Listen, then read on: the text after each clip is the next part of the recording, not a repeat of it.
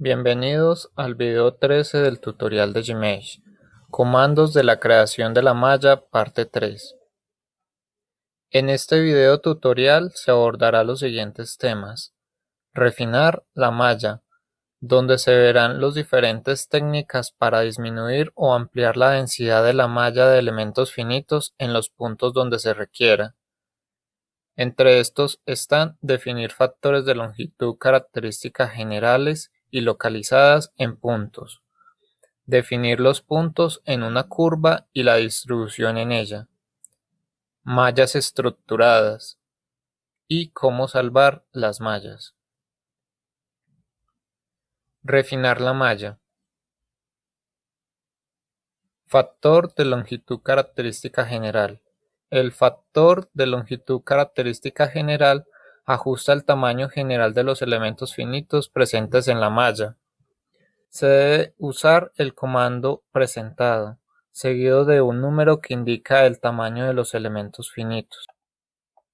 Para el ejercicio 2 voy a usar elementos finitos triangulares de orden 3. También he puesto los comandos para visualizar los nodos de los elementos finitos y usaré un valor de longitud característica general de 0.35.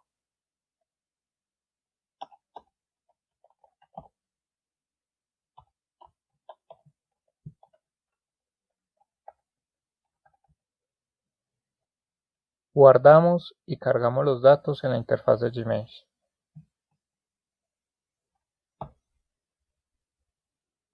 También existen algunos comandos en donde se pueden definir límites máximos y mínimos de la longitud característica de la malla.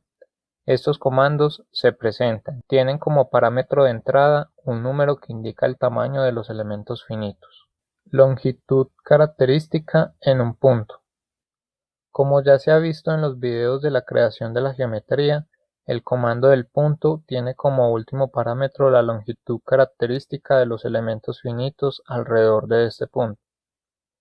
Este parámetro puede definirse propiamente en el comando del punto o puede modificarse luego por medio del comando presentado, donde deben especificarse las etiquetas numéricas de los puntos o punto y un parámetro que me indica la longitud característica que presentará estos puntos.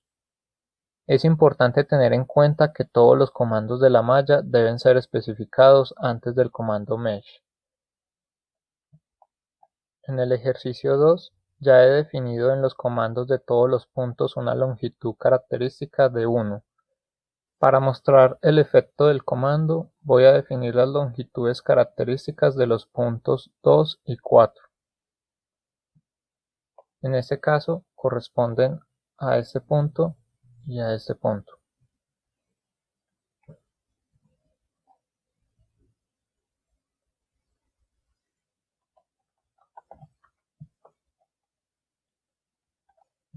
Guardamos y cargamos los datos en la interfaz de Gmesh. Como vemos, se han generado elementos finitos más pequeños alrededor del punto 2 y del punto 4. Definir el número de vértices de una curva. Se puede definir los límites de vértices de los elementos finitos en determinada curva creada, a través del comando mostrado, asignándole como parámetro de entrada el número de vértices deseado.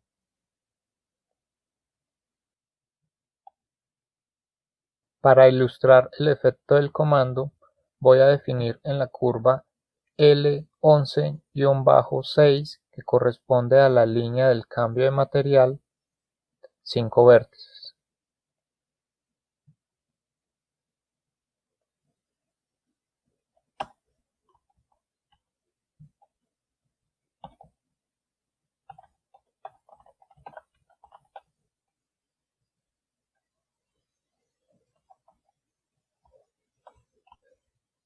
Guardamos y cargamos los datos en la interfaz de Gmesh. Como vemos, se han generado 5 vértices en la línea 11-6. Al definir el número de vértices en una curva, también se puede definir la distribución de estos vértices sobre esta. Una de las distribuciones es una progresión geométrica usando la opción Using Progression, seguido de un número que me indica la forma de la progresión. La progresión geométrica se desarrollará en la dirección en la que fue definida la curva tal como se ilustra en la imagen de la presentación. Si el parámetro de la forma de la progresión es un 2, cada línea que separa los vértices se encontrará al doble de largo que el anterior. Si se desea cambiar el sentido de la progresión geométrica, se puede realizar anteponiendo un signo menos a la etiqueta numérica correspondiente de la curva. Otra distribución puede ser usada con el comando UsingBump, seguido de un valor ya sea mayor que 1 o entre 0 y 1, que indica que la concentración de vértices sea en el centro de la curva o hacia los extremos de esta, respectivamente. Las dos opciones son presentadas. Mallas estructuradas.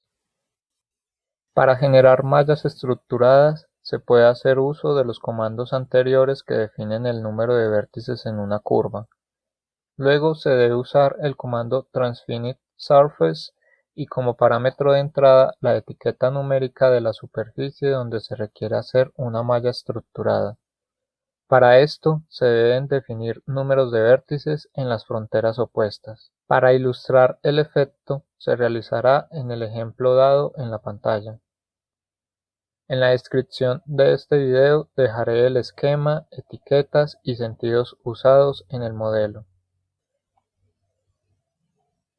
En este ejemplo he definido un número de vértices de 10 en las curvas L1-2 y L3-4 de 10 nodos que son las fronteras opuestas a lo largo del arco.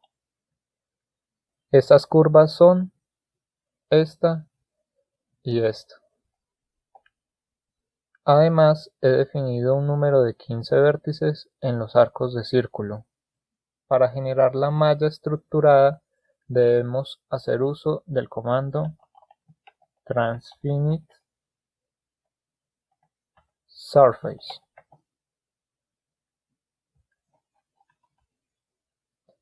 En este caso, la superficie tiene una etiqueta numérica llamada superficie.